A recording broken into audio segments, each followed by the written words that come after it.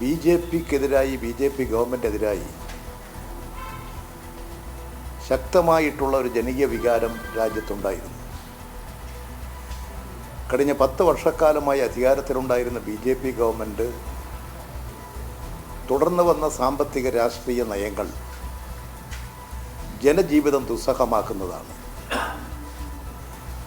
ഇന്ത്യയിലെ സാധാരണക്കാരായ ജനങ്ങളുടെ ജീവിത നിലവാരം മെച്ചപ്പെടുത്താൻ ജനങ്ങൾക്ക് ആശ്വാസകരമായ എന്തെങ്കിലും നടപടികൾ സ്വീകരിക്കാനോ ബി ജെ പി ഗവൺമെൻറ്റിന് കഴിഞ്ഞില്ല. രാജ്യം ശിഥിലമാകുകയായിരുന്നു. മതേതരത്വം തകർക്കപ്പെടുകയായിരുന്നു. ഭരണഘടന പരസ്യമായി അതിൻ്റെ തത്വങ്ങൾ ലംഘിക്കപ്പെടുകയായിരുന്നു. പാർലമെൻറ്റിനെ പ്രഹസനമാക്കുകയായിരുന്നു. തെരഞ്ഞെടുപ്പ് കമ്മീഷനെ പോലും രാഷ്ട്രീയ സ്വാധീനത്തിന് വിധേയമാക്കത്തക്ക നിലയിൽ അതിൻ്റെ ഘടനയിൽ മാറ്റം വരുത്തുന്നു. ഇതെല്ലാം രാജ്യത്ത് ഉയർന്നു വന്ന പ്രശ്നങ്ങളാണ്. ഇതിനെതിരായിട്ടുള്ളൊരു പൊതുജന വികാരമാണ് ബി ജെ പി ഗവൺമെൻറ്റിൻ്റെ ജനവിരുദ്ധ നയങ്ങൾക്കെതിരായിട്ടുള്ള, ജനാധിപത്യ ധ്വംസനത്തിനെതിരായിട്ടുള്ള ഒരു ശക്തമായ പ്രതികരണമാണ് ഈ തെരഞ്ഞെടുപ്പിലുണ്ടായത്. ഏതാണ്ട് ഇപ്പോൾ പ്രഖ്യാപിച്ചു കഴിഞ്ഞിട്ട് തെരഞ്ഞെടുപ്പ് കമ്മീഷൻ പ്രഖ്യാപിച്ചില്ലെങ്കിലും 543 പാർലമെൻറ്റ് മണ്ഡലങ്ങളിലേക്കുള്ള തെരഞ്ഞെടുപ്പിൽ 294 സീറ്റിൽ ബി ജെ പിയും 231 സീറ്റിൽ NDA സഖ്യവും മറ്റ് കക്ഷികൾ 18 സീറ്റിലുമായിട്ട് ഇങ്ങനെ വിജയ സാധ്യതയോടുകൂടി നിൽക്കുകയാണ്.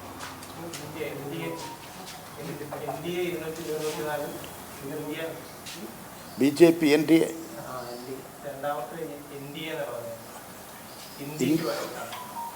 231 സീറ്റിൽ ഇന്ത്യ സഖ്യവും അതുപോലെ 294 NDA,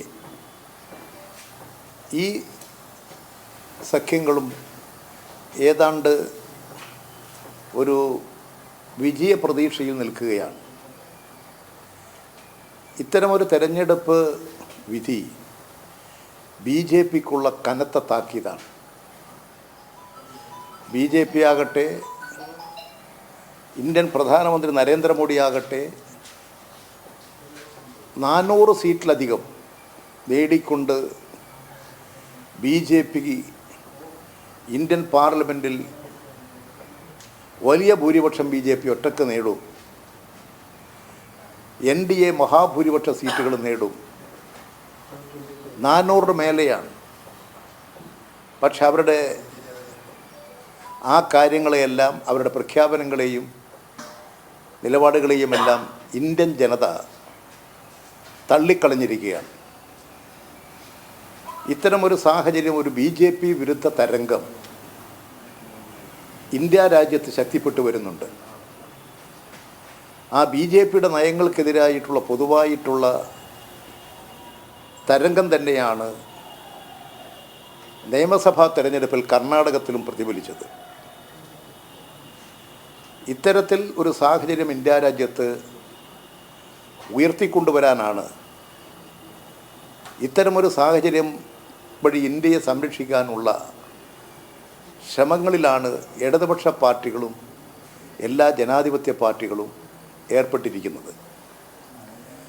18ാം ലോക്സഭാ തെരഞ്ഞെടുപ്പിൻ്റെ ഫലം ഇന്ത്യൻ ജനങ്ങൾക്ക് ആത്മവിശ്വാസവും പ്രതീക്ഷയും നൽകുന്നതാണ്.